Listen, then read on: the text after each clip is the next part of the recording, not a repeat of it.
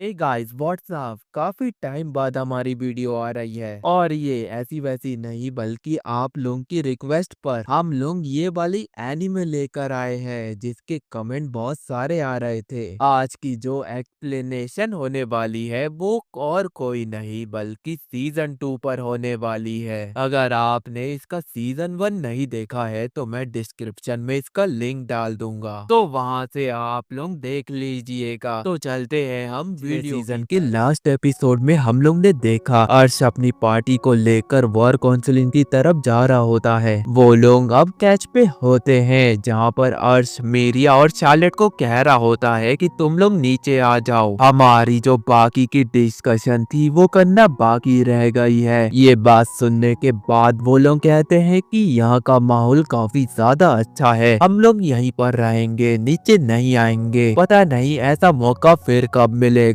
इस बात पर जॉसिंग कर्स भी कहते हैं कि हाँ मेरिया ने बिल्कुल सही कहा, क्योंकि हम वॉर काउंसिल में जा रहे हैं, वहाँ पर हमें टाइम भी लग सकता है, तो उन लोगों को एंजॉय करने दो। अचानक से वहाँ पर ओशन दिखने लगता है जिसे देख कर चार्लेट काफी ज्यादा हैरान हो चुकी होती है और कहती है कि ये क्या चीज है, यहाँ तो पूरी जगह पर पानी भरा हुआ है। तो मेरिया उसे समझाती है कि ये एक ओशन है, तुम पहली बार इस ओशन में आ रही हो जिसकी वजह से तुम्हें इतना अजीब सा लग रहा है। इस बात पर अर्श कहता है कि ये तो बहुत अच्छी बात है, क्यों ना हम यहाँ पर रुक जाते हैं और एंजॉय करते हैं। उसकी बात पर सब लोग सहमत होते हैं। उसके बाद वो लोग ओशन में आ जाते हैं और जो शार्लेट है वो ओशन के पानी को पीने लगती है, क्योंकि वहाँ का जो पानी होता है वो बहुत ज्यादा खारा होता है, तो वो उससे वापस से उगल देती है, जिसे देखने के बाद मीरिया उसका मजाक उड़ाने लगती है। तभी शार्लेट अब उससे कहती है कि तुम ऐसी कई जगह पर गई होगी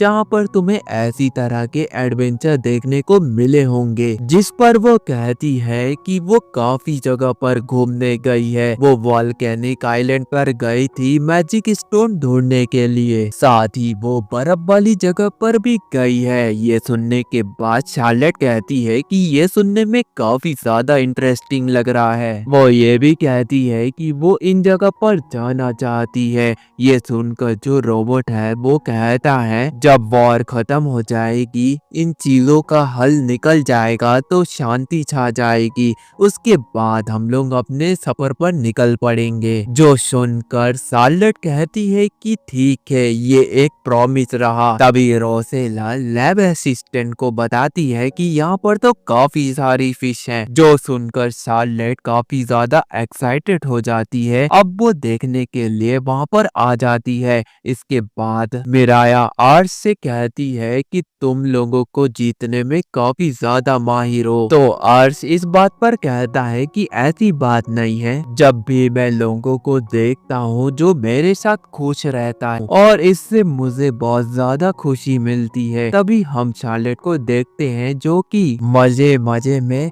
लाइटनिंग मैजिक पानी के अंदर शूट कर देती है, जिसकी वजह से वहाँ पर धमाका हो जाता है। और अब यहाँ पर वहीं पर जो ओशन में रहने वाले लोग थे वो इस आवाज को सुनने के बाद वहाँ पर आ जाते हैं और अब उन सभी पर गुस्सा भी हो जाते हैं। वो बंदा उनको चिल्लाते हुए कह रहा होता है कि आखिर तुम लोग यहाँ पर कर क्या रहे हो। ये देखकर जो हमारी पार्टी है वो उस बंदे के गुस्से को देखकर वहाँ से भागने लगती है। फिर सीन शिफ्ट होता है, हम लोग देखते हैं कि वो लोग सैम्पला कासल में पहुंच जाते हैं और सीधा मीटिंग भी अटेंड करने लगते हैं। लेकिन यहाँ के जो लोग हैं वो बॉर्ड्स को देखकर काफी ज्यादा हैरान हो जाते हैं और कह रहे होते हैं कि छोटे डोमेन का जो ये पर्सन है ये यहाँ पर क्या कर रहा है, क्योंकि यहाँ की जो मीटिंग है वो काफी ज्यादा इम्पोर्टेंट है। जो सुनकर बॉर्ड्स काफी ज्यादा परेशान हो जाता है। तभी वहाँ पर उसे लूमियार दिखता है।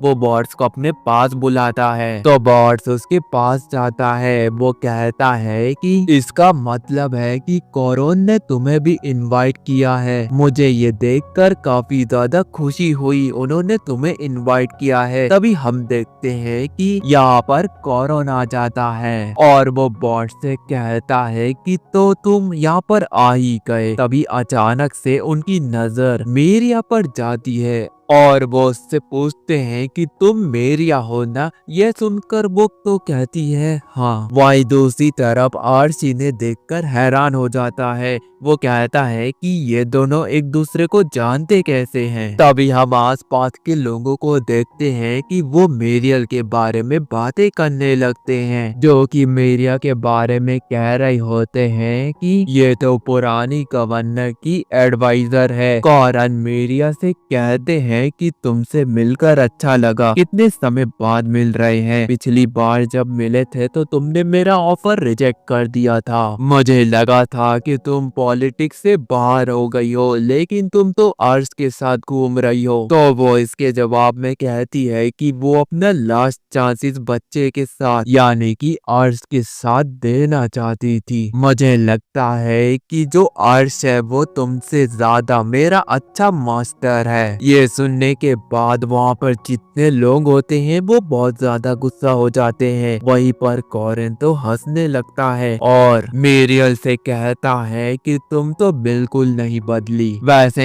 एक बात तो अच्छी है कि तुम यहाँ पर आ गई। जो सुनकर कुछ लोग अब कहने लगते हैं कि लेकिन मिराया का भाई बॉर्स मार्क्यू का राइट हैंड है, हो सकता है मिराया एक स्पाई हो। जिस पर कॉर्नर कहते हैं कि इसमें उन्हें कोई भी दिक्कत नहीं है, क्योंकि मिराया अब अर्श के साथ काम कर रही है। उसने अर्श से मदद मांगी है और वैसे भी ये काफी अच्छी अपॉर्चुनिटी है कि वो दुश्मन के बारे में और भी जान पाए। सभी लोग इस बात पर बहुत ज्यादा डिसएग्री करते हैं और कहते हैं कि ये बहुत ज्यादा गलत बात है। ये सुनकर कॉर्नर को बहुत ज्यादा गुस्सा आता है और कहने लगते हैं कि वो अर्श की कैपेबिलिटी पर भरोसा करते हैं और उसी ने मिराया को हायर किया है। अगर इस बात से किसी को भी दिक्कत होती है या फिर उसके कोई खिलाफ बोलता है तो वो ये चीजें सहन नहीं करेंगे, वो सीधा एक्शन लेंगे। और जो मिराया है उसने प्रीवियस जो गवर्नर था उसकी पूरी तरीके से मदद की थी और हमें जीतने के लिए उसकी जरूरत है, तो हमारे साथ मिलकर काम करना पड़ेगा। जो सुनने के बाद वो बंदा भी कह रहा होता है कि इस बात से वो सहमत है। इस बात से कॉरन भी बहुत ज्यादा खुश हो जाते हैं। वो कहते हैं कि अब मीटिंग को शुरू करते हैं। फिर उनमें से एक बंदा वॉर की कंडीशन के बारे में बताने लगता है, जहां पर वो बताता है कि हमारे पास 1,10,000 सोल्जर्स हैं और जो दुश्मन है उनके पास हमसे 20,000 ज्यादा। लेकिन सेप्लस जो कि एक ट्रेड सिटी है, हमारे उसके ऊपर कंट्रोल है। इससे हमें काफी अच्छी मदद मिलेगी। हम काफी सालों तक फंड को इकट्ठा कर पाएंगे। साथ ही हमारे पास ट्रूप की क्वालिटी का एडवांटेज भी है, वो बहुत ज्यादा स्किलफुल है। वही कॉर्नर्स कहने लगते हैं कि उनके पास मैंने सुना है कि न्यूट्रल नोबल्स भी बास मार्क्यू को ज्वाइन करने वाले हैं और वो सभी काफी ज्यादा टैलेंटेड है। इसका मतलब है कि कोई भी गारंटी नहीं है कि हम वॉर में हमारे पास एडवांटेज है या फिर डिसएडवांटेज, हमें ये नहीं पता, क्योंकि देखा जाए तो दोनों के पास सेम क्वालिटीज हैं। इसलिए इसमें नतीजा निकालना बहुत ज्यादा मुश्किल है। हमें बस एक ही बात पता है कि मार्क्यू को हरा कर हमें इंडिपेंडेंट नेशन बनाना है। तो मैं ये कहना चाहता हूँ सबसे कि जिसके पास भी जो भी आइडिया है वो बताता जाए। ये सुनकर एक बंदा वहाँ पर खड़ा होता है और कहता है कि क्यों ना हम लोग ईस्टर्न सिटी ऑफ वेटूडू को खत्म कर दे,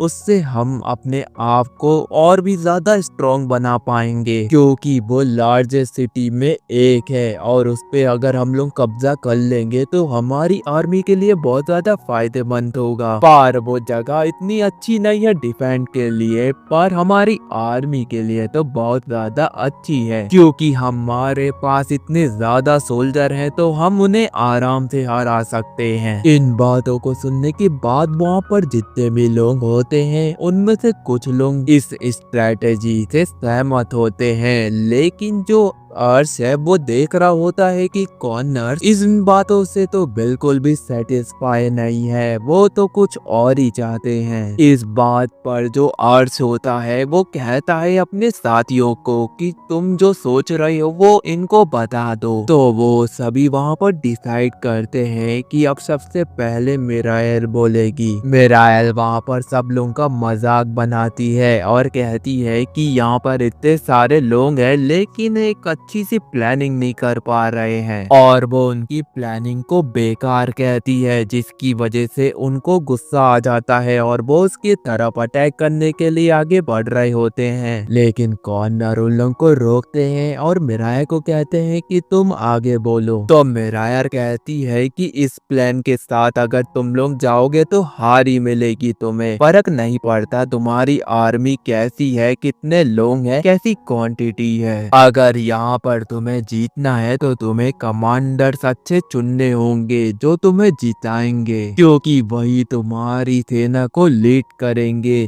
अगर ऐसा नहीं कर पाते हो तो नहीं जीत पाओगे। तुम्हें क्या लगता है कि बास मार्क्यू इतनी आसानी से क्यों जीत जाता है? वो है तो बहुत ज्यादा डरपोक, लेकिन वो हमेशा चीजों को परखता है, उन्हें ध्यान से और गौर से समझता है। जब तक वो पूरी तरह श्योर नहीं हो जाता कि वो 100% इधर जीतने वाला है तब तक वो अटैक नहीं करता है। अगर मैं दूसरे शब्दों में समझाऊं तो वो अपने हर एक अटैक को, अपने हर एक डिसीजन को चेक करता है, फिर वो पूरी तरीके से श्योर होने के बाद उस पर अपना 100% झोंक देता है। वो ये भी कहती है कि तुम लोग काफी ज्यादा लकी हो कि अभी तक तुम जिंदा हो, क्योंकि अभी भी उसके कुछ चांसेस बाकी हैं जिसकी वजह से उसने हमला नहीं किया है। और ये जो तुम्हारा बात टूडो को अपने कब्जे में करने का प्लान तो बिल्कुल बेकार है,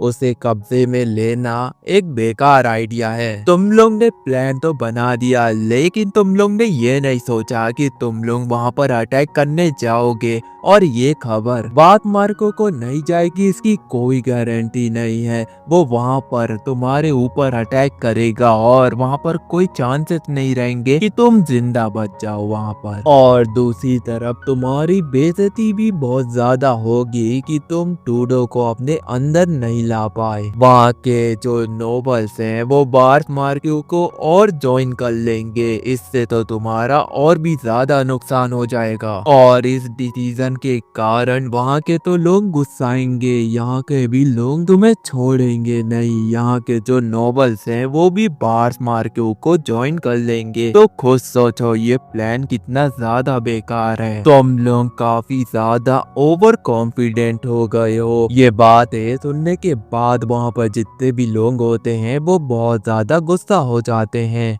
ये देखकर कॉर्नर सभी को चुप कराते हैं और कहते हैं कि मिराया की बात में काफी ज्यादा दम है, पर फिर भी मैं इस वॉर को जीतना चाहता हूँ। क्या मिराया तुम्हारे पास कोई आइडिया है? तो मिराया कहती है कि वो आइडिया रोसेला बताएगा। यह सुनकर रोसेला भी अब आगे आने लगता है, जो देखकर सभी लोग अब काफी ज्यादा शॉक हो जाते हैं और कहते हैं कि ये तो एक बच्चा है, ये क्या प्लान बनाएगा। तो अर्श सभी लोगों से कहता है कि ये मेरे डोमेन की स्ट्रेटेजी है। यह सुनकर सभी लोग उससे गुस्सा हो जाते हैं और उसकी बातें सुनने को रेडी नहीं होते हैं, पर कॉरन उन्हें कहता है कि अपनी बातें तुमने तो सुना दी, अब उसकी बातें भी सुन लो। तो अर्श बताता है कि बाटू में अटैक करने का प्लान काफी ज्यादा अच्छा है, लेकिन इसमें एक प्रॉब्लम है। अगर हम उधर अटैक कर रहे होंगे तो सैम्पलस में भी अटैक हो जाएगा। अगर हम लोगों को हमारे डिफेंस की चिंता है तो हमें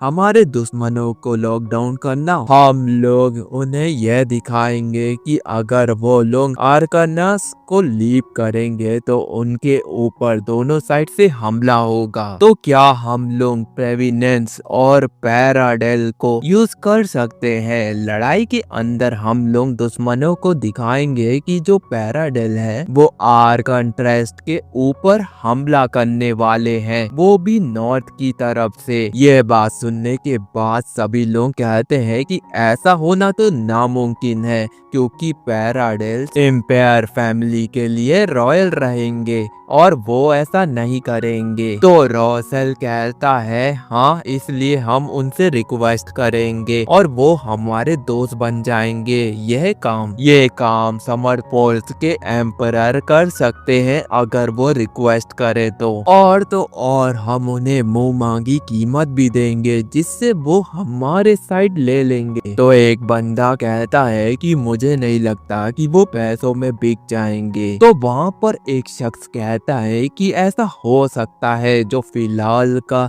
एम्परर है वो 17 साल का है और उसकी जो असली पावर है वो उसके रिटेनर के पास है, और क्योंकि वो लोग करप्ट है इसलिए वो पैसों में जरूर बिक जाएंगे। वॉरमेला कहती है कॉनर से कि हम अपनी पावर का और पैसों का यूज करेंगे जिसकी वजह से वहाँ पर कोई भी खून खराबा नहीं होगा। तो ये वाला प्लान तो काफी अच्छा है। तो कॉर्नर्स भी उनकी बातों से सहमत होते हैं। तो कॉर्नर्स वहाँ पर कहते हैं कि तुम पर्सोना के साथ इस प्लान को एग्जीक्यूट करो, क्योंकि आइडिया तुम्हारे बंदे का है, तो तुम्हें ये जितनी भी फंड चाहिए वो तुम्हें मिल जाएगी। लोमियार तुम भी इसकी मदद करना। तो लोमियार भी मान जाता है। वहीं पर सभी लोग तो काफी ज्यादा गुस्सा में होते हैं। इस वजह से जो आर्स है वो काफी ज्यादा नर्वस हो जाता है, पर उसके साथ ही उसके जो सपोर्ट करने वाले हैं तुम कर सकते हो। इस बात से आर्स कहता है कि तुम लोग मेरे साथ हो तो मैं इस प्लान को एग्जीक्यूट कर सकता हूँ। फिर अगले सीन में हमें दिखाया जाता है कि सभी लोग वहाँ पर सेलिब्रेट कर रहे होते हैं, क्योंकि उनका प्लान बाकी रिटेनर से काफी अच्छा था। वही आर्स कहता है मिराया को कि अगर हम लोग फेल हो गए तो आगे क्या होगा। तो मिराया कहती है कि चिंता मत करो। वहीं पर शार्लेट उनसे पूछती है कि हम लोग एम्परर को मना पाएंगे। तो आर्स कहता है कि अगर रेड्स निगोशिएशन करेगा तो जरूर। इस बात पर रेड्स कहता है कि मैं एक मैनकिन हूँ और वहाँ पर बहुत ज्यादा भेदभाव होता है, तो उसे नहीं लगता कि वो उन्हें मना पाएगा। तो ये बात सुनकर मिराया भी कह रही होती है कि ये काम तो मैं भी नहीं कर पाऊंगी। उसके बाद जो आर्स है वो घर आ जाता है और वो सोचने लगता है कि अब क्या करना चाहिए। हम लोग लिशिया की मदद ले सकते हैं। यह प्लान सुनकर आर्स काफी ज्यादा खुश हो जाता है और कहता है, और आर्स उसे कहता है कि उसने उसे जब पहली बार देखा था तो उसने पहले ही मन बना लिया था। वो उसकी कितनी मदद करती है, जब भी वो उसके पास आता है वो हमेशा उसकी मदद के लिए तैयार रहती है। इसलिए वो उससे तुरंत पूछ लेता है कि वो वॉर के बाद नहीं, वॉर से पहले उसे शादी करना चाहता है, क्योंकि इसकी कोई गारंटी नहीं कि वॉर के बाद क्या होगा। वो ये भी कहता है कि उसके पास देने को तो कुछ नहीं है, लेकिन वो एक चीज कर सकता है। उसके पास कमाल के साथी है जिनकी मदद से वो तुम्हारी प्रोटेक्शन कर सकता है। तुम वॉर में उसी के साथ रहना। तो इस बात से लिशिया इमोशनल हो जाती है और वो कहती है कि आपको मुझे प्रोटेक्ट करने की जरूरत नहीं है, बल्कि मैं आपको प्रोटेक्ट करूंगी। इस बात पर वो कहती है कि आपने जो पार्ट चुना है वो काफी अच्छा है, उसे बिल्कुल भी मत छोड़ना, और वो मरते दम तक उसका साथ देगी। इस बात से जो आर्श है वो काफी ज्यादा इमोशनल हो जाता है। दोनों एक दूसरे का हाथ पकड़ते हैं और गले मिलते हैं और साथ में किस भी कर लेते हैं, और जो कुछ बचा कुचा है वो भी कर ले। अगर वॉर में इन लोग निपट गए तो वो भी नहीं मिलेगा। हद है यार, इन लोगों की स्टोरी बन रही है, पता नहीं मेरी और आप लोगों की स्टोरी कब बनेगी। तो आगे बढ़ते हैं स्टोरी में। फिर उसके बाद वो लोग फादर हेमून के पास जाते हैं और अपनी शादी के बारे में बताते हैं। वो तो काफी ज्यादा हैरान हो जाते हैं और आगे कुछ भी नहीं बोलते। मेरे को लगा कि वो तो बेल्ट निकालेंगे। फिर वहीं पर अर्श हेमून से कहते हैं कि प्लीज मुझे अपनी बेटी का हाथ दे दो, उससे उसे शादी करनी है। ये सुनने के बाद हेमून पागल होने लगते हैं और कहते हैं कि लेकिन शादी करने के लिए तो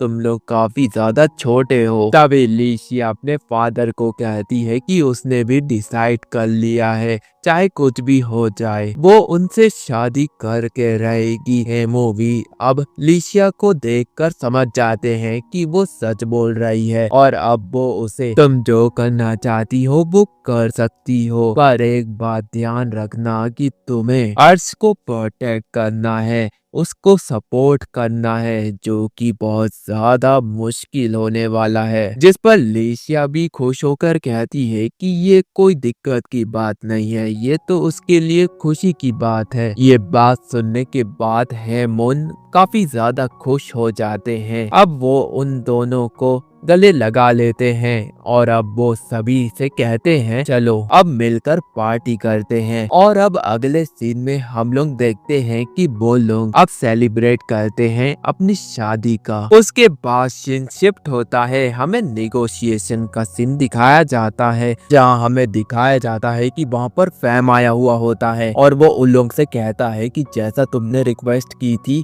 मैंने एम्परर फैमिली के ऊपर अपनी इन्वेस्टिगेशन पूरी कर ली है। इस समय पर जो एम्परर की अथॉरिटी को बिल्ड करता है उस बंदे का नाम मिनिस्टर साकमा है और वो अपने पर्सनल बेनिफिट के लिए कुछ भी कर सकता है।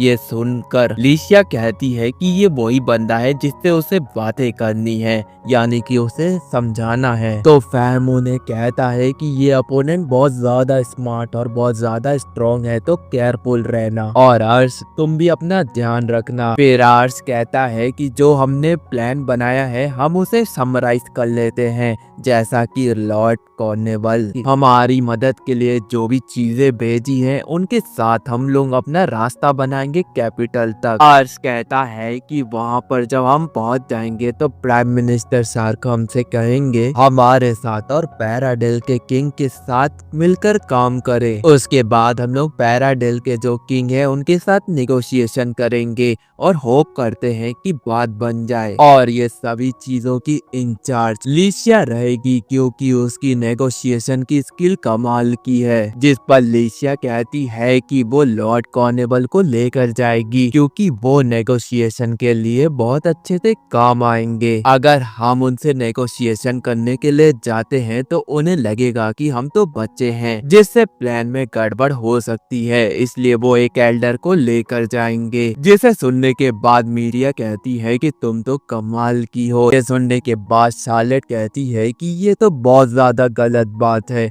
अभी तो तुम्हारी शादी हुई है क्योंकि यहाँ पर वॉर चल रही है, तो तुम उस मौके का फायदा मत उठाओ। इस पर लिशिया कहती है कि ये तो बहुत अच्छी बात है, मैं आपके साथ रहूंगी और मैं कुछ मैजिक ट्रिक्स भी सीख पाऊंगी। ये सुनने के बाद शार्लेट कहती है, लेकिन उससे पहले तो वो शर्मा जाती है और कहती है कि वो उसे सिखा देगी, जिस पर लिशिया उसे शुक्रिया कह रही होती है। वहीं पर आज शार्लेट को कहता है कि तुम मेरी बॉडीगार्ड बनना क्योंकि तुम बहुत ज्यादा स्ट्रांग हो। इस पर वो कहती है ठीक है। अब वो लोग निकल पड़ते हैं। तभी वहां पर फैम आता है और वो कुछ इंफॉर्मेशन देता है। वो बताता है कि मार्च और डेची दोनों ने एक अलायंस बना ली है और वो ये भी कहते हैं कि आगे की जो इंफॉर्मेशन मुझे मिलेगी मैं आगे दे दूंगा और वो वहां से चले जाते हैं। बस कहने लगता है कि जो अदर डचीज है वो उनके साथ फोर्स बना ली है, अगर हमारी जो कोर साइड है वो इसी तरीके से कंटिन्यू रहेंगी तो हमारे ऊपर बर्स मार्क्स डचीज और सीट्स एक साथ मिलकर हमला कर देंगे। अगर डचीज और सीट्स वॉर में जाएंगी मिसलेरियंस के साथ तो सबसे पहले लमरबन जो एक जगह का नाम है वो चोटिल हो जाएगी। और सब ये बात सुनने के बाद काफी ज्यादा परेशान हो जाते हैं। तो लिशिया कहती है कि घबराने की बात नहीं है, मैं यहाँ पर सिचुएशन को संभाल लूंगी, लेकिन पहले हमें डचीज और पैराडेल को कन्विंस करना होगा, उनका सपोर्ट लेना होगा क्योंकि डचीज और सीट सोचते हैं वह हम पर इजीली अटैक कर सकते हैं। अगर वह ऐसा सोचते हैं तो ये हमारे लिए बहुत ज्यादा मुश्किल होगा। अगर बास मार सोचता है कि वो लोग उसके साथ काम करेंगे तो ये एक अच्छा आइडिया है, लेकिन अगर डचीज और पैराडिल हमें सपोर्ट करेंगे तो हमारे लिए और भी ज्यादा बेहतर होगा, और इसीलिए कोई भी हमारे ऊपर बिना सोचे समझे हमला नहीं करेगा। इसलिए हमें जो भी कुछ करना है और जो भी हमारा आगे डिसाइड करेगा वो है नेगोशिएशन, जिससे हम जीत पाएंगे, और उसे विश्वास है कि वो ये कर लेगी। इस बात को सुनने के बाद जो आर्च होता है वो कहता है कि तुम तो बहुत ज्यादा सोचती हो, तुम्हें पॉलिटिक्स की काफी ज्यादा समझ है। इस बात से वो काफी ज्यादा खुश हो गया होता है। अचानक से गाड़ी का धक्का लगता है जिसकी वजह से वो दोनों टकरा जाते हैं, और वहां पर आर्स को लीशिया की जो बुक होती है पॉलिटिकल साइंस वो दिख जाती है, और उससे वो समझ जाता है कि वो इतनी इंटेलिजेंट कैसे बनी। इसके बाद लीशिया उन बुकों को छुपा लेती है। वो जानने का कोशिश तो करता है, लेकिन वहां पर ईशिया कहती है क्योंकि मैं आपकी वाइफ हूँ और मुझे ये सब करना पड़ेगा। उसके बाद दोनों आगे बढ़ रहे होते हैं कुछ करने के लिए। तभी वहां पर शाले टूट जाती है और उन्हें टोकती है और कहती है कि यहीं पर रुक जाओ। वो दोनों के चेहरे लाल हो गए होते हैं। उसके बाद वो लोग सैंपलर्स पहुंच जाते हैं जहां पर कॉरन उनका वेलकम करते हैं और बताते हैं कि तुम्हें एक बैड न्यूज देना चाहता हूँ। बासमार्क ने डचीज और सीडल के साथ अलायंस बना ली है। जो लीशिया सुनने के बाद कहती है कि इसके बारे में हमें पता चल गया था, हमें बस डचीज और सीड्स के साथ नेगोशिएशन करना है। फिर हम पैराडेल के साथ अलायंस बनाने के बाद सीड से रिक्वेस्ट करेंगे कि वो हमारे बीच में इंटरफेयर ना करे। ये सुनने के बाद कॉरन काफी ज्यादा खुश हो जाते हैं और अर्श को शाबाशी देते हैं कि तुमने एक टॉप सिपाही को चुना है जो कि तुम्हारी एक अच्छे तरीके से मदद कर रहा है। इस बात से तो वो काफी ज्यादा रिलैक्स महसूस कर रहे हैं कि ये काम उन्होंने अर्श को दिया। और मुझे माफ करना, मैंने तुम्हें अंडर एस्टिमेट किया, तुम्हें बच्चा समझा, लेकिन तुम तो काफी कमाल के हो। तो अर्श बताता है कि उसकी शादी कुछ ही टाइम पहले ही हुई है, उसकी वाइफ काफी कमाल की है। इस बात को सुनने के बाद लीशिया भी शर्मा जाती है। वहीं ये चीजें देखकर कॉरन हंसने लगते हैं और उसे कहते हैं कि अपनी फैमिली का ध्यान रखना, और अर्श भी कहता है ठीक है। तभी वहां पर एक लड़का आ जाता है और वो पूछने लगता है कि ये नेगोशिएशन के इंचार्ज हैं। वो अर्श से पूछता है और उसे आइस कहने लगता है। तो कॉरन बताते हैं कि ये आइस नहीं बल्कि अर्श है इसका नाम। तो अर्श उनसे पूछता है कि ये लड़का कौन है। तो कॉरन बताते हैं कि ये उनका बेटा है, और वो अपना इंट्रोडक्शन देता है कि वो डचीस ऑफ मियान का अगला ड्यूक है, मेरा नाम लैंग है। ये सुनने के बाद अर्श उसके पास जाता है और उसको ग्रीट करने लगता है और अपना इंट्रोडक्शन देने लगता है। तो ये बात पर लैंग कहता है कि अच्छा लगा तुमसे मिलकर। फिर वो कहता है कि तुमसे मिले हुए काफी टाइम हो गया है, और वो कॉरन से पूछता है कि क्या ये बच्चे नेगोशिएशन कर पाएंगे। तो कॉरन उन्हें कहते हैं कि तुम उनकी डिसरिस्पेक्ट मत करो, अब ये तुम्हारे अंडर में है। तो लैंगर कहता है कि मुझे माफ करना। इतना बोलने के बाद वो वहां से चले जाता है। फिर आर्स अपने अप्रेजल का यूज करके लेंस के सारे स्टेट्स को देख लेता है। तो इस पर कॉर्नर उससे पूछता है क्या मैं तुमसे अकेले में बात कर सकता हूँ। तो आर्स कहता है बिल्कुल। वो दोनों अकेले में बात करते हैं। कॉरन उससे पूछते हैं तुमने उसके स्टेट्स देख लिए हैं तो तुम्हें क्या लगता है कि वो कैसा है। तो आर्स बताता है कि मैंने उसके स्टेट्स देखे हैं, वो तो इतना ज्यादा खास नहीं है, लेकिन वो आपकी गति को संभाल सकता है। इस बात को सुनने के बाद कॉर्नर्स काफी ज्यादा रिलैक्स महसूस करते हैं और वहां से चले जाते हैं। फिर सीन शिफ्ट होता है। उन लोग सैम्पलन पोर्ट के पास जाते हैं जहाँ पर मार्केट लगे होते हैं। वहां पर उन लोग शॉपिंग कर रहे होते हैं और काफी ज्यादा खुश भी हो रहे होते हैं। चार्लेट अपने दोस्तों के लिए कुछ गिफ्ट्स भी खरीद रही होती है। वहीं पर आर्स लीशिया को देखता है, वो एक पेंडेंट को देख रही होती है, वो उसको पसंद आ गया होता है। तो आर्स उससे पूछता है क्या ये तुम्हें लेना है। तो वो कहती है कि नहीं, वो तो बस ऐसे ही देख रही थी। वो समझ जाता है कि वो उसे पसंद है तो वो तुरंत उसे खरीद के दे देता है, जिस पर लिशिया उसे कह रही होती है कि इसके पैसे मुझे देने दो। तो अर्श उसे डांटते हुए कहता है कि मैंने तुम्हें अभी तक गिफ्ट भी नहीं दिया है और तुम मेरी वाइफ हो। जब ये वॉर खत्म हो जाएगी तो मैं तुम्हारे लिए एक अच्छा सा गिफ्ट खरीद दूंगा। लिशिया उस गिफ्ट को लेने के बाद काफी ज्यादा खुश होती है। वहीं पर लूमियार आ जाता है और अर्श उसे कहता है कि शुक्रिया हमें ज्वाइन करने के लिए, और लैंगर भी वहीं पर आके कहता है कि तुम अभी बच्चे हो तो मैं तुम्हारे साथ चलूंगा। लैंस उसे बताने लगता है कि अपने डिसीजन वो खुद ले सकता है और वो चाहता है कि अपने फादर को खुश करना अगर वो तुम्हारे साथ जाएगा और वॉर में अपनी हिस्सेदारी देगा, जिससे उसके डैड को उसके ऊपर गर्व महसूस होगा। इस बात से वो काफी ज्यादा एक्साइटमेंट में रहता है और आर्स ये देखने के बाद कह रहा होता है क्या इसका चलना सही रहेगा। उसके बाद बोट चालू हो जाती है। फिर जैसे जैसे सफर में उन लोग आगे बढ़ते हैं तो उनको सी मोशन सिकनेस हो जाती है, जहाँ पर जो लेंस है उसकी हालत तो बहुत ज्यादा खराब हो जाती है। शुरू में तो वो बहुत ज्यादा एक्साइटेड था, लेकिन अभी तो उसकी हालत बहुत ज्यादा खराब हो जाती है। तभी उन लोग बोट को देखते हैं जो कि पानी में तैर रही होती है और वो लोग उनकी मदद करते हैं और शार्लेट उनका हाल चाल पूछने के लिए आगे बढ़ती है कि वो लोग उसका हाथ पकड़ लेते हैं और उसकी गर्दन पर चाकू रख देते हैं और कहते हैं कि तुम्हारे पास जितना भी सामान है हमें ला कर दे दो, वरना हम इस बच्ची को मार देंगे। इस बात से शार्लेट को काफी ज्यादा गुस्सा आता है, आखिर बच्ची किसको बोला।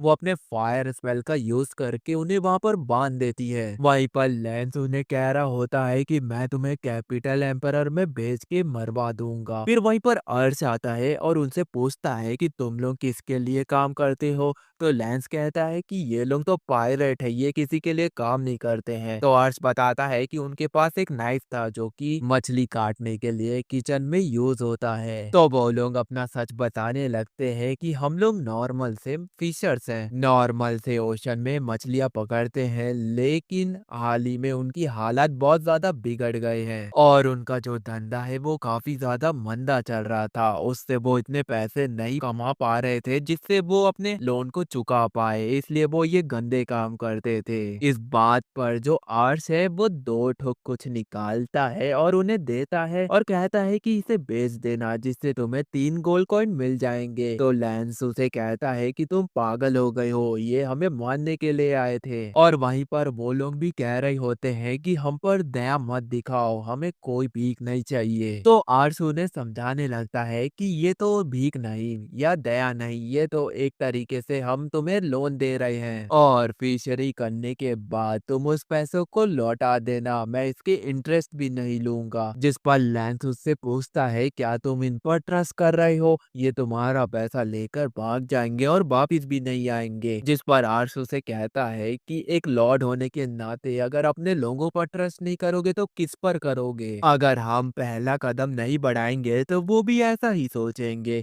इस बात पर लैंगर उसे कहता है कि तुम्हें जो दिखाए तो वो करो। और वो जो मछुआरे होते हैं वो कहते हैं तुम अभी नए हो, और इतना बोलने के बाद वो लोग वहां से चले जाते हैं। वही शार्लेट कहती है कि वो होप करती है कि वो तुम्हारा पैसा देने वापिस आए। उसके बाद लोग कैपिटल एम्पेरियर में पहुंच जाते हैं, जहाँ पर वो देखते हैं कि यहाँ पर बहुत ज्यादा ही गरीबी है। दूसरी तरफ वहाँ के जो लॉर्ड्स हैं वो काफी ज्यादा अमीर होते हैं, यानी कि मैं बात कर रहा हूँ नोबल्स की। आर्सी ये देखने के बाद काफी ज्यादा हैरान हो जाता है। लैंस भी कह रहा होता है कि वो जो बंदा है यानी कि यहाँ का प्राइम मिनिस्टर साका, उसे बहुत ज्यादा घमंड आ गया है अपने पैसों को लेकर। और वहीं दूसरी तरफ लेशिया कहती है कि मुझे कल के नेगोशिएशन के लिए तैयारी करनी है, और अर्श भी कहता है ठीक है तुम्हें जो अच्छा लगे वो करो। फिर हमें अगले दिन का सीन दिखाया जाता है जहाँ पर लेशिया बहुत अच्छी ड्रेस पहनकर आई होती है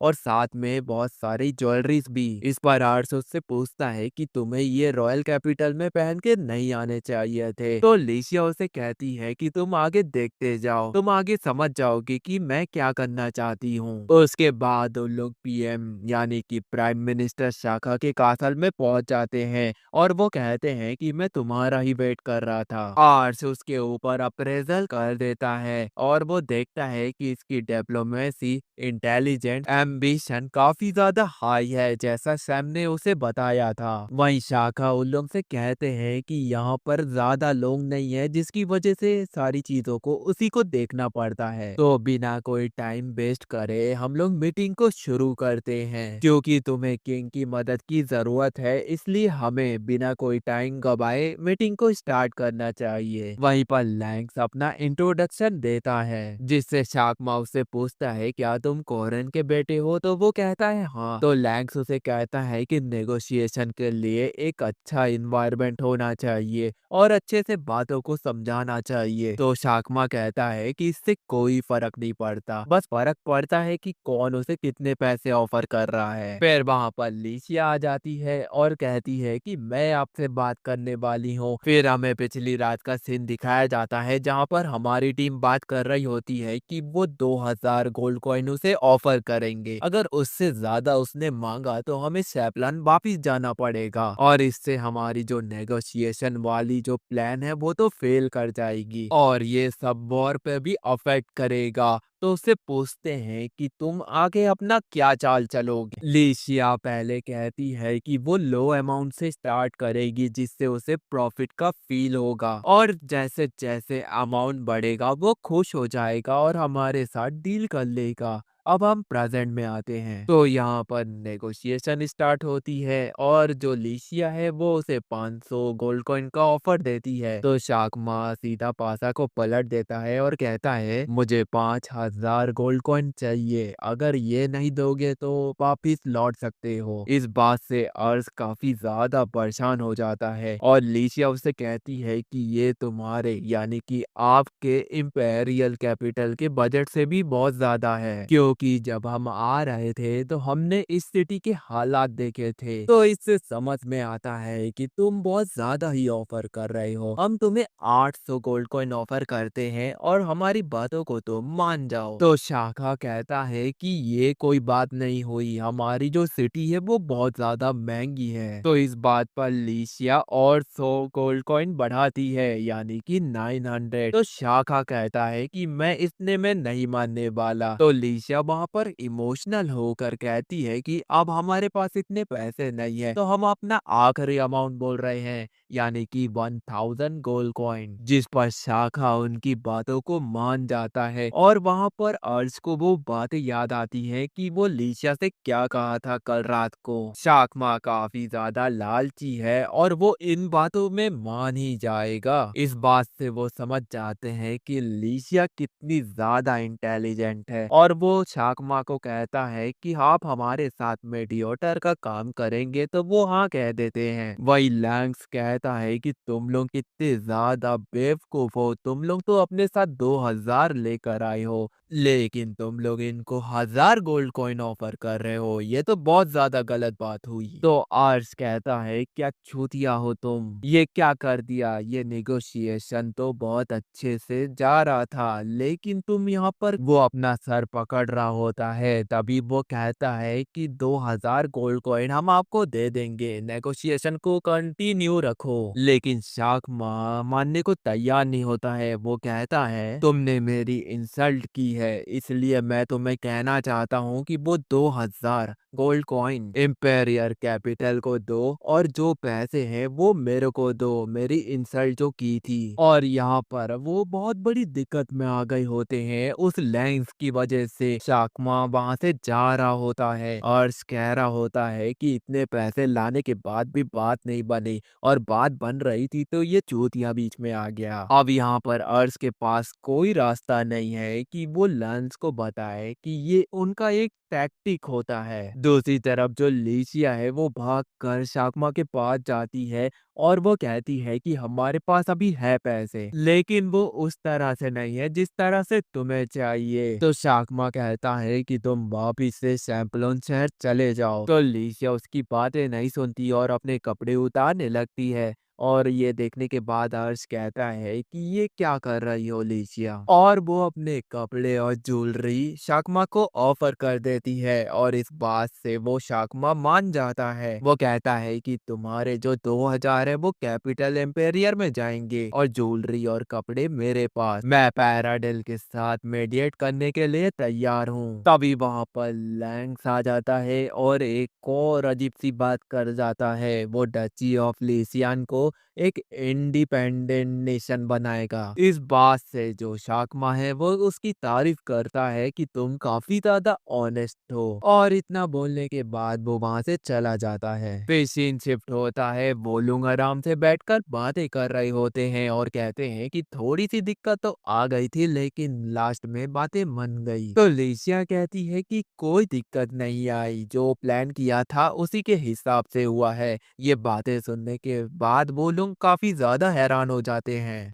लिसिया बताती है कि वो बहुत ज्यादा लालची है और वो हमारी जो वैल्यू इंक्रीज करने वाली बातें हैं उससे वो नहीं मानने वाला था। उसे पूरी डेस्परेशन देखनी थी, इसलिए उसने पहले से ज्वेलरी और कपड़े तैयार करके रखे थे, और इसमें जो लैंग्स ने अपना हाथ दिया इसकी वजह से और भी ज्यादा हेल्प हो गई उसकी। उसे 1% भी शक नहीं हुआ कि हम नेगोशिएशन में ये करने वाले हैं। इन चीजों की वजह से उसका जो प्लान था वो सक्सेसफुल रहा। ये बात सुनने के बाद वो लोग काफी ज्यादा हैरान हो जाते हैं, और ऑनेस्टी का देवता जो कि लेंस है वो उठ खड़ा होता है और कहता है कि ये गलत बात है, मैं उसको सब बता दूंगा। तभी वहां पर वो चला जाता है तो लूमेरियंस उसके पीछे जाता है उसे समझाने के लिए। वहीं पर लूमेरियन उसको रोकता है और कहता है कि ये जो तुम करने जा रहे हो ये बहुत ज्यादा गलत है। लांग कहता है कि आर्श और लिसियान बहुत ज्यादा झूठे हैं, उनकी जो कन्वर्सेशन थी उन्होंने झूठ की बुनियाद पे जीता था और ये वो बिल्कुल भी बर्दाश्त नहीं कर सकता।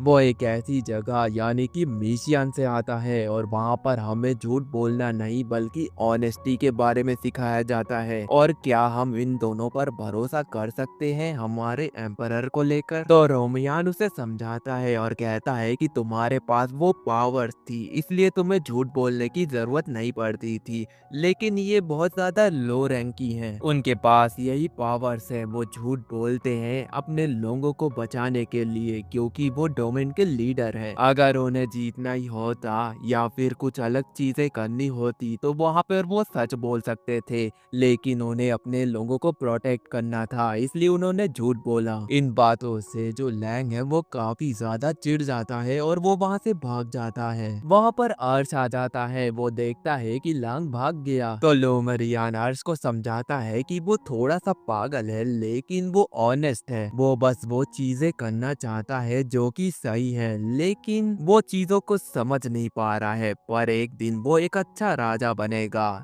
तुम बस उसकी बातों को बुरा मत मानना। फिर सीन शिफ्ट होता है। हमें एक हफ्ते के बाद का सीन दिखाया जाता है। जो शाकमा है वो पैराडेल में मैसेज भेज देता है और उसके तुरंत बाद एक मैसेज भी आ जाता है इंपेयर कैपिटल में। फिर उन लोग पैराडेल से नेगोशिएशन करने के लिए जाते हैं। वहाँ पर लांग भी आ जाता है क्योंकि वो काफी टाइम से गायब था। फिर वहाँ पर हम लोग फॉरेन मिनिस्टर को देखते हैं जो कि उनसे एक सवाल पूछ रहे होते हैं, क्या तुम सही में इंडिपेंडेंस चाहते हो? क्योंकि हमें लगता है कि जो मेशियान है वहाँ पर बहुत सारे नोबल्स रहते हैं और उनके फायदे के लिए तुम यहाँ पर आए हो। तो आर्स उनसे कुछ कहने ही वाला होता है कि वो लोग उसको रोक देते हैं और कहते हैं कि लांग्स उसका आंसर देगा क्योंकि इंडिपेंडेंस पाना इतना आसान नहीं है। मैं जानना चाहता हूँ तुमसे, तुम क्या सोचते हो? लांस कहता है कि बास माँ की जो फैक्शन है वो चाहती है इंडिपेंडेंस। आर्स ये सोच रहा होता है कि ये क्या बोल रहा है और इसकी बातों पर ये लोग विश्वास भी करेंगे। वो कहते हैं कि हमें पता था तुम यही कहोगे, तो हमारी भी हाँ है। वो कहते हैं कि हम जानते थे कि तुम यही कहोगे, सुनकर बहुत अच्छा लगा और रिलैक्स भी फील हुआ। इससे हमें भी बेनिफिट मिलेगा कि हम किसी बड़े कैपिटल के साथ हाथ मिला रहे हैं, और हमें ऑल मैजेस्टी ने पर्सनली इनवाइट किया था और कहा था तुमसे नेगोशिएशन कर ले, और बाकी की चीजें तो हम जानते थे, चलो एक अलायंस बनाते हैं। फिर वो वो लोग एक जगह पर पहुंच जाते हैं और आपस में बातें कर रहे होते हैं कि ये कितना शॉकिंग है, ये डील तो बड़े आराम से हो गई। लिशिया कहती है कि ये लैंग्स की वजह से हुआ है, उसे क्रेडिट मिलना चाहिए। उसके बाद अगले सीन में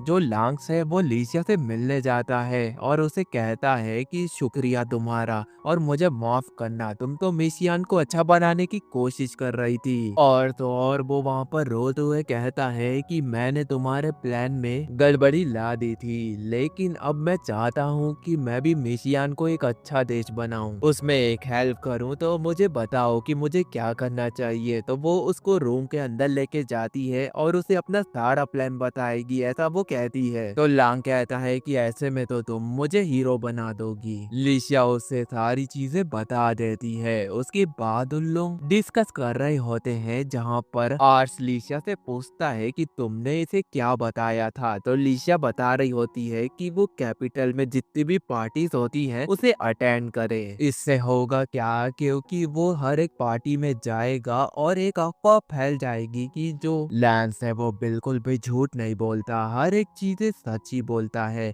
और वो नॉर्मल के लिए नॉर्मल हो जाएगी और इसी का फायदा उन्हें मिलेगा। तो आर्स भी समझ जाता है कि ये बंदा तो कैपिटल में पार्टीज अटेंड कर रहा था। लांग उनसे माफी मांगता है और कहता है कि मैंने सब गड़बड़ कर दी थी। आर्स उसे समझाता है कि ऐसी बात नहीं है, तुम भी वही कर रहे थे जो हम कर रहे हैं और तुम्हारी वजह से ही तो हमने ये डील को फाइनल की, तो हम कैसे कह सकते हैं कि तुमने गड़बड़ की। तो लांग्स भी कहता है कि तुमने सही कहा, मैं और भी ज्यादा मेहनत करूंगा और लिशियान को और भी ज्यादा बेहतर बनाऊंगा। वहीं पर लूमेर उनकी बातें सुन रहे होते हैं और काफी खुश हो रहे होते हैं कि लांग अपने आप को सुधारने की कोशिश कर रहा है। उसके बाद उन लोग कॉरन के पास जाते हैं, जो कि उनसे काफी ज्यादा इम्प्रेस होता है। वो कहता है कि तुम्हारे अचीवमेंट के बारे में सब लोग बातें कर रहे हैं, तुमने जो मिशियान के लिए किया उसके लिए मेरे दिल से शुक्रिया। कॉरेंग लांग को देखते हैं और थोड़ा सा शॉक हो जाते हैं और उससे पूछते हैं कि तुम इनके साथ गए थे, मुझे तो डर लग रहा था कि तुम किसी काम को बिगाड़ ना दो। तो आप बताओ तुम्हें कैसा महसूस हुआ इनको नेगोशिएशन करते हुए देखकर। लांग कहता है कि उसने नेगोशिएशन को देखा, जो कि काफी ज्यादा अच्छा भी था और काफी ज्यादा बुरा भी था। उसे देखकर लगा कि उसके अंदर कुछ चीजों की कमी है, तो उसके लिए उसे ट्रेनिंग करनी होगी, इसलिए वो वहाँ से चले जाता है। तो कॉरन उसे रोकते हैं और कहते हैं कि तुम काफी ज्यादा इम्प्रूव कर रहे हो, यही एक चीज तो चाहिए गवर करने के लिए इस कंट्री को, ऐसे ही मेहनत करते रहो। इन बातों को सुनने के बाद लैंक्स वहाँ से चले जाता है और उसके ऊपर अप्रेजल का यूज करता है और उसके जो स्टैट्स है वो देखता है, जो कि इंक्रीज हो गए हैं। तो कॉरन अर्श का शुक्रिया कहते हैं कि तुमने मेरे बेटे को बहुत कुछ सिखाया है, इसलिए मैं तुम्हें इसका इनाम दूंगा। वो कहते हैं कि 100 गोल्ड कॉइन, जिसके तुम हकदार हो। और वो ये भी कहते हैं कि तुम्हारी वाइफ तो कमाल की है, उसने हमारे कई सारे पैसे भी बचाए, तो ये इनाम तुम डिजर्व करते हो। तो आर्स कहता है कि ये इतने सारे पैसे हैं, इनसे मैं कुओं को रिपेयर कराऊंगा और सोल्जरों की मदद करूंगा। तो ये बातें सुनने के बाद जो कॉरन होते हैं वो उससे पूछते हैं कि मैं तुमसे एक फेवर चाहता हूँ, तुम बताओ कि आगे बैटल में क्या होगा। तो मेरा और आर्स तुम दोनों उस फोर्स को संभाल सकते हो, इससे पहले एनिमीज उनके ऊपर अटैक कर दे उससे पहले हम लोग अटैक कर देंगे, जिससे हमारी फोर्स बढ़ जाएगी। तुम अपने सेफ्लेंस के जितने भी ट्रूप्स हैं उनको 1 महीने के अंदर यहाँ पर ले आओ। तो आर्स मान जाता है। उसके बाद शिफ्ट हो जाता है, जहाँ पर आर्स काफी ज्यादा डरा हुआ होता है, क्योंकि वो उसकी पहली बैटल होने वाली होती है। शार्लेट उसका मोटिवेशन बढ़ाने के लिए आई तो होती है, लेकिन जो हमारा आर्स है वो काफी ज्यादा मोटिवेटेड रहता है, क्योंकि अगर वो अपनी बैटल में विक्ट्री हासिल नहीं करेगा तो अपने फादर को कैसा मुंह दिखाएगा। साथ ही आर्स ये भी कहता है कि वो अपने डोमेन का लीडर है, तो वो पीछे कैसे हट सकता है। ये सुनने के बाद शार्लेट भी कहती है कि वो भी अपना बेस्ट देगी। उसकी बातों से आर्स काफी ज्यादा खुश हो जाता है। वहीं दूसरी तरफ लिशिया भी इन बातों को सुन रही होती है और कहती है कि मैं भी आप लोगों का साथ दूंगी। फिर हमें रोसेल को दिखाया जाता है, जो कि 2 हफ्ते से अर्श के घर का ध्यान रख रहा होता है। और वो अपनी ट्रेनिंग भी कर रहा होता है बैटलफील्ड में जाने के लिए। उसके बाद वो वहाँ पे थक जाता है और मैरियल के पास जाके कहता है कि अब बहुत हो गया, लेकिन वो कहती है कि अभी एक और राउंड बाकी है, तुम्हें लगाने होंगे। तो रॉसेल कहता है कि मैंने इतनी मेहनत कर ली है, तुमने मुझसे वादा किया था कि तुम मुझे टैक्टिल सिखाओगी। तो मैरियल कहती है कि तुम रिड से जाके क्यों नहीं पूछते हो, वो तुम्हें जरूर सिखाएगा। वो वहाँ पर आ जाता है चाय के साथ। तो जो रिड्स है वो कहता है कि ये तुम्हें क्या सिखाएगी, क्योंकि ये तो पहले से ड्रंक है। मेरियल उसे कहती है कि तुम मेरे से अच्छे से बिहेव नहीं कर रहे हो, अर्श मेरे से अच्छे से बिहेव करता था। रॉसेल मेरिया को रोक देता है और कहता है कि अर्श का नाम रिड्स के सामने मत लो, क्योंकि वो पागल हो जाता है। और वो पागल हो जाता है और कहता है कि अभी तक अर्श नहीं आए, कहीं वो कहीं मुसीबत में तो नहीं फंस गए। इस बात को लेकर वो चिल्लाते हुए आगे बढ़ने लगता है। तो रोसेल उसे रोकने की कोशिश करता है। तो मेरियल उसे रोकते हुए कह रही होती है कि तुमने उससे वादा किया था कि तुम उसके घर का ध्यान रखोगे, अब तुम उसे ऐसे छोड़ के जा रहे हो। तो रिड समझ जाता है कि उसे यहाँ पर ऐसा नहीं करना चाहिए और वो उसे शुक्रिया कहता है इस एडवाइस के लिए।